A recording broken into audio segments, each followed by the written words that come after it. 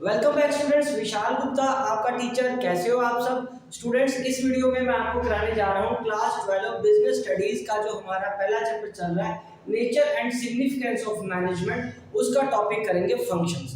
Functions of management क्या होते हैं गाइस? यहाँ मैं आपको एक चीज क्लियर कर दूं, फंक्शंस और प्रोसेस एक ही बात है, ठीक है। प्रोसेस और फंक्शन मैनेजमेंट में वो कौन से हैं? Planning, organising, staffing, directing, controlling. ये 5 फंक्शंस हैं, यहाँ ये प्रोसेस है सारे मैनेजमेंट को अचीव करने के लिए, गोल्स को अचीव करने के लिए, ठीक है। तो गाइस सबसे पहले हम डिस्कस करते हैं प्लानिंग क्या होता है। प्लानिंग जैसे कि आपको पता है, प्लानिंग सबसे पहला और इम्पोर्टेंट फंक्शन है। जब तक हमने मैनेजमेंट में प्लानिंग ही नहीं की, कोई ऑब्जेक्टिव ही डिसाइड नहीं किया, तो हम आगे काम क्या करेंगे, हमें आगे बढ़ने में मदद कैसे मिलेगी, हमें अपना गोल डिसाइड करने में कैसे मदद मिलेगी, ठीक है जी। तो प्लानिंग जो हमारा है सबसे पहला और फॉरमोस्ट इंपॉर्टेंट फंक्शन है, ठीक है जी। सो प्लानिंग में हम क्या करते हैं? डिसाइडिंग इन एडवांस, क्या करना है, what to do, how to do, कैसे करना है, वेयर टू डू, कब वो काम करना है, and who is going to do it, और कौन पर्सन वो काम करेगा। क्योंकि हमारी ऑर्गेनाइजेशन में बहुत सारे पर्सन हो सकते हैं, लेकिन वो परफेक्ट पर्सन कौन सा होगा, वो कैपेबल पर्सन कौन सा होगा जिसके पास वो स्किल या क्वालिफिकेशन होगी उस काम को करने के लिए। जैसे अकाउंट्स का काम करने के लिए अकाउंट्स का बंदा होगा, मार्केटिंग का काम करने के लिए मार्केटिंग का बंदा होगा, ठीक है जी, और टेक्निकल काम करने के लिए इंजीनियरिंग बैकग्राउंड का पर्सन होगा। ओके, तो ये हमारे लिए काम है।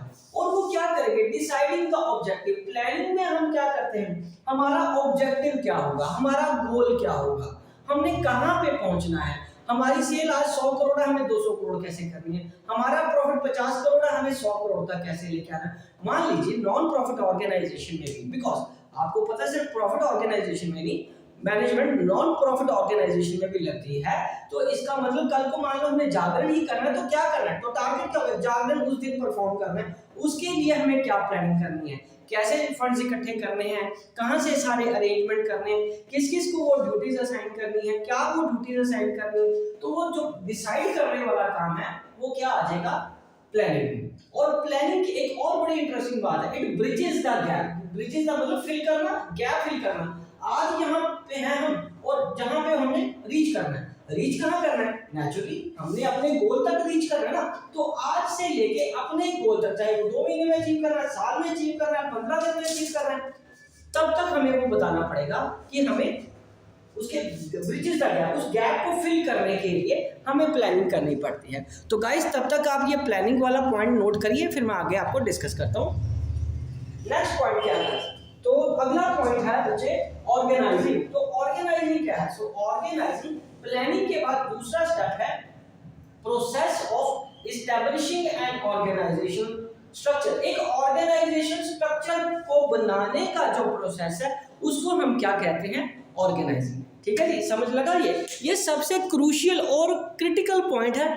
बच्चों को इसका पॉइंट का समझ नहीं आता कि ऑर्गेनाइजेशन क्या है। ढांचा खड़ा करना, ढांचा किसका खड़ा करना? ढांचा नहीं खड़ा करना, ढांचा बनाने के लिए, ऑर्गेनाइजेशन का फ्रेमवर्क बनाने के लिए जो एक्टिविटीज की जाएंगी, जो प्रोसेस किया जाएगा, जो तरीका अपनाया जाएगा, उसको बोला जाएगा ऑर्गेनाइजिंग। मतलब कितने डिपार्टमेंट्स हमने बनाने हैं, कितने उसके आगे सब यूनिट्स बनाने हैं, कितनी पोस्ट या डेजिग्नेशन बनाने, कितने मैनेजर होंगे, कितने वर्कर होंगे, कितने सुपरवाइजर रखेंगे, कितने वाइस प्रेसिडेंट होंगे, कितने प्रेसिडेंट होंगे, ठीक है, बोर्ड में कौन लोग होंगे। तो ये सारी चीजें हमें इसमें ऑर्गेनाइजिंग में करनी होती है। And how to distribute authority and responsibility, ये भी बहुत एक इंपॉर्टेंट पॉइंट है अथॉरिटी एंड रिस्पांसिबिलिटी में। इस चीज को समझना आपके लिए बहुत जरूरी है। पर्सन तो रख लिया, 200 बंदा रख लिया, कौन किसको रिपोर्ट करेगा, किसके पास अथॉरिटी होगी, किसकी रिस्पांसिबिलिटी होगी, कौन किसको ऑर्डर देगा, कौन किसको इंस्ट्रक्शन देगा, और कौन इंस्ट्रक्शंस को फॉलो करेगा। ये सारा काम हम किसमें करेंगे गाइस? ऑर्गेनाइजिंग, ठीक है जी। तो चलिए इसको नोट करिए, ये हमारा ऑर्गेनाइजिंग बहुत जरूरी है, क्योंकि प्लानिंग हमारी तभी सक्सेसफुल हो पाएगी, ठीक है गाइस। प्लानिंग हमारी तभी सक्सेसफुल हो पाएगी यदि हमने प्रॉपर ऑर्गेनाइजेशन का ढांचा खड़ा कर लिया है। यदि आपने प्रॉपर ऑर्गेनाइजेशन ही बनाई, आपको यही नहीं पता कि इस व्यक्ति से क्या काम लेना है, कौन सा डिपार्टमेंट क्या काम करेगा, तो उसमें आउटपुट या अचीवमेंट ऑफ गोल नहीं हो सकती। और गाइस तीसरा हमारा जो फंक्शन है वो है स्टाफिंग का। स्टाफिंग में सबसे पहले हम क्या करते हैं, रिक्रूटमेंट, मतलब इसका फंक्शन आ गया recruiting, selecting, appointing, assigning duties, उनको ड्यूटीज असाइन करना और उनकी ट्रेनिंग करवाना और उनकी डेवलपमेंट, ओवरऑल डेवलपमेंट कराना वर्कर की, एम्प्लॉय की जो आपके साथ एसोसिएटेड है।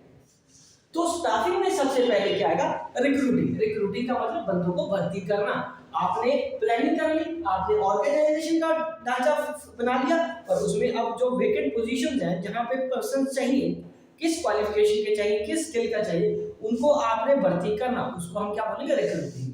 और सेलेक्ट करना right person for the right job, ठीक है जी। उसके बाद अपॉइंट, उनको अपॉइंटमेंट लेटर देना, उनको बताना कि आपका ये सैलरी पैकेज होगा, आपके ये वर्किंग आवर्स होंगे, ये टर्म्स एंड कंडीशन होंगी एम्प्लॉयमेंट की, और उनको ड्यूटीज असाइन करना और समय समय पे उनको ट्रेनिंग देते रहना, क्योंकि जो बंदा ट्रेनिंग करेगा, ट्रेन रहेगा, वो वर्कर ज्यादा एफिशिएंसी से काम कर पाएगा। और उसके बाद उनकी डेवलपमेंट करेंगे। यहाँ डेवलपमेंट का क्या मतलब है, ओवरऑल उनकी डेवलपमेंट ग्रोथ कैसे होती है, जैसे हम इकोनॉमिकल ग्रोथ है, उसकी सैलरी प्रॉपर्ली देना, उसके समय पे सैलरी देना, उसे समय पे उसके पर्क्स देना, समय पे उसकी इंक्रीमेंट करना, उसकी सैलरी बढ़ाना, उसकी डेजिग्नेशन को इंप्रूव करना, उसकी प्रमोशन करना, ठीक है। तो पर्सनल रिकॉर्ड जितने भी है एक एम्प्लॉय के, वो भी स्टाफिंग डिपार्टमेंट में ही क्रिएट होंगे, वहां पे ही उनके पर्सनल रिकॉर्ड बनेंगे। उसके बाद है डायरेक्टिंग। डायरेक्टिंग फोर्थ फंक्शन है, नाम से ही क्लियर हो रहा है डायरेक्टिंग क्या होती है। डायरेक्टिंग नाम से जैसे क्लियर है, गिविंग डायरेक्शन, इंस्ट्रक्टिंग, उनको इंस्ट्रक्शंस देना, सुपरविजन करके, मोटिवेट करके, कम्युनिकेट करके एंड थ्रू लीडरशिप। और लीडरशिप क्वालिटी से देखो, आपने बंदे भर्ती कर लिए, उन्हें क्या पता क्या काम करना है, उन्हें कैसे पता क्या काम करना है। जैसे आप सपोज कोई क्रिकेट मैच देख रहे हो, जैसे ही कोई बॉलिंग करने वाली टीम ग्राउंड में पहुंच जाती है, वो पहले इकट्ठे हो जाते हैं, एक सर्कल बना लेते हैं, वो क्या कर रहे हैं, प्लानिंग कर रहे हैं। उसके बाद वो क्या करते हैं, ऑर्गेनाइजिंग करते हैं। फिर सेंटर में कैप्टन खड़ा हो जाता है पिच के पास और वो इंस्ट्रक्शंस देता रहता है, आप उधर जाओ, आप उधर जाओ, आप उधर जाओ। मतलब उनको उनकी जॉब समझाई जाती है, उनको उनका काम दिया जाता है। बंदे कुछ बैट्समैन है, कुछ बॉलर्स हैं। फिर अब यहाँ पे ये आएगा इंस्ट्रक्टिंग देम, तूने वहां खड़े होना है, तूने वहां खड़े होना है, बॉल जाएगी तूने उसको देनी है, ठीक है, तूने ओवर कराना है, तूने उसके बाद ओवर कराना है, उसके बाद इसकी बारी है, ठीक है जी। तो ये सारा कुछ क्या है, उनको इंस्ट्रक्ट किया जा रहा है और उन पर निगरानी रखी जानी है उनके काम को, ताकि अगर कहीं वो गलती करे तो उनको आपने समझाना भी है। और उसके बाद उनको मोटिवेट करते रहना समय समय पे, ताकि उनका एफिशिएंसी लेवल डाउन हो। मोटिवेट करने का मतलब उनकी प्रॉब्लम्स को अंडरस्टैंड करना, उनकी प्रॉब्लम्स को समझना, उनको उसका सोल्यूशन ढूंढना। मोटिवेट दो तरीके से हो सकता है, पॉजिटिव और नेगेटिव दोनों तरीके से। अगर कोई अच्छा काम कर रहा है तो उसको पॉजिटिवली मोटिवेट करो, और कोई अगर अच्छा काम नहीं कर रहा तो उसको रिप्राइमेंट करो, उसको पनिश भी किया जा सकता है। और उसके बाद कम्युनिकेट करना, उससे बातचीत करो, उससे बातचीत करके पहले अपनी थॉट प्रोसेस समझो कि आपकी एक्सपेक्टेशन क्या है उस व्यक्ति से, ठीक है जी, और वो क्या चाह रहा है, वो क्या एक्सपेक्ट कर रहा है मैनेजमेंट से या मैनेजर से। और अगर आपको कोई दिक्कत आती है तो आप खुद लीडरशिप क्वालिटीज अपना के उनको ये गाइड करो, उनको टीम को लीड करो। जो बंदे आपके साथ मैनेजमेंट में, चाहे 10 बंदों की टीम है या 500 बंदों की टीम है, लीड करो कि ये काम ऐसे करना, मैं आपको करके दिखाता हूँ, मैं आपके साथ हूँ, आप बताइए इस काम को कैसे पूरा करना है, ठीक है जी, हम एक साथ काम करेंगे।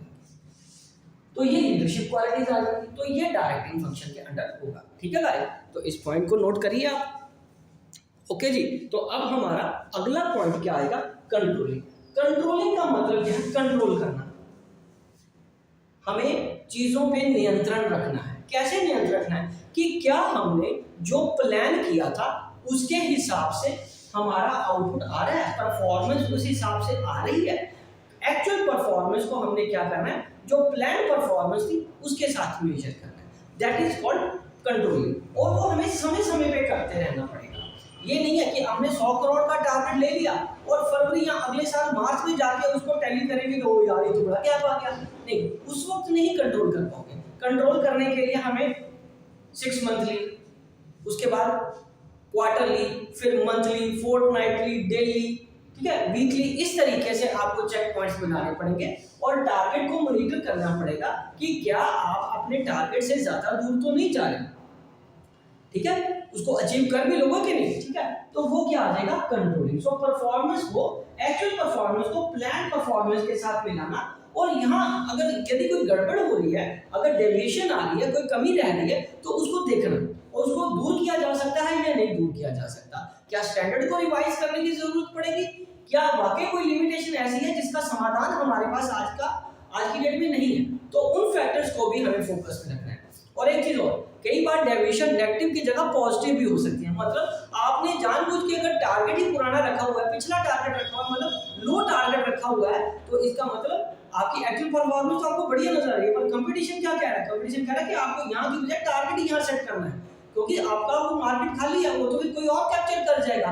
तो इस तरीके से आपको क्या करना है, अपने कंट्रोलिंग फंक्शन में डेविएशंस को देखना है, स्टैंडर्ड्स को स्टडी करना है। अगर स्टैंडर्ड को इंप्रूव या इम्प्रोवाइज या इंक्रीज या डिक्रीज भी करना पड़ता है समय के हिसाब से, तो उस पर आपको फोकस करना पड़ेगा एक्चुअल मॉनिटरिंग परफॉर्मेंस को मेजर करते करते। और अगर उसको अगर रिवाइज करने की जरूरत है तो वो भी रिवाइज करेंगे। और यदि वाकई कोई डेविएशन आ रही है, कमियां अगर मैनेजमेंट में, ऑर्गेनाइजेशन में ही है, अंदर ही है हमारे, जिसको हम ठीक कर सकते हैं, उस पर फोकस करके उसको ठीक करके ताकि हम अपना गोल अचीव कर सकें।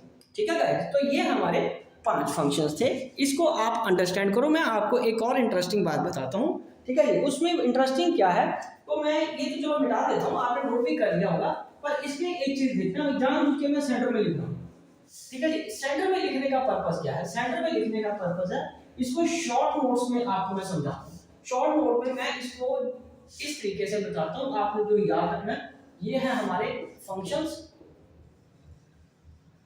और प्रोसेस ऑफ मैनेजमेंट, ठीक है। ये आएगा पोज डीसी, इसको क्या बोलो, पोज डीसी, ठीक है। इसको समझना और याद रखना, फिर इजी हो जाएगा। Planning, organising, staffing, directing, controlling, 1 2 3 4 5 guys, इसको इसी सीक्वेंस पे याद रखना पड़ता है। फंक्शंस या प्रोसेस है ना ये वाला, ये आपको सीक्वेंस वाइज ही याद रखना पड़ेगा। ऐसा नहीं कि पहले आप ऑर्गेनाइजिंग लिख लो, फिर कंट्रोलिंग लिख लो और प्लानिंग उसके बाद है, नहीं, पहले प्लानिंग ही आएगा, फिर ऑर्गेनाइजिंग ही आएगा, फिर स्टाफिंग, डायरेक्टिंग एंड लास्ट में ही कंट्रोलिंग होगी। ओके जी, तो ये टॉपिक मैं यहाँ पे कंक्लूड करता हूँ। आई होप कि आपको अच्छे से समझ आ गया होगा। आप इसी तरह मेरे चैनल को सब्सक्राइब करके वीडियोस देखते रहिए, और अगला टॉपिक हमारा रहेगा coordination. Wishing you good luck.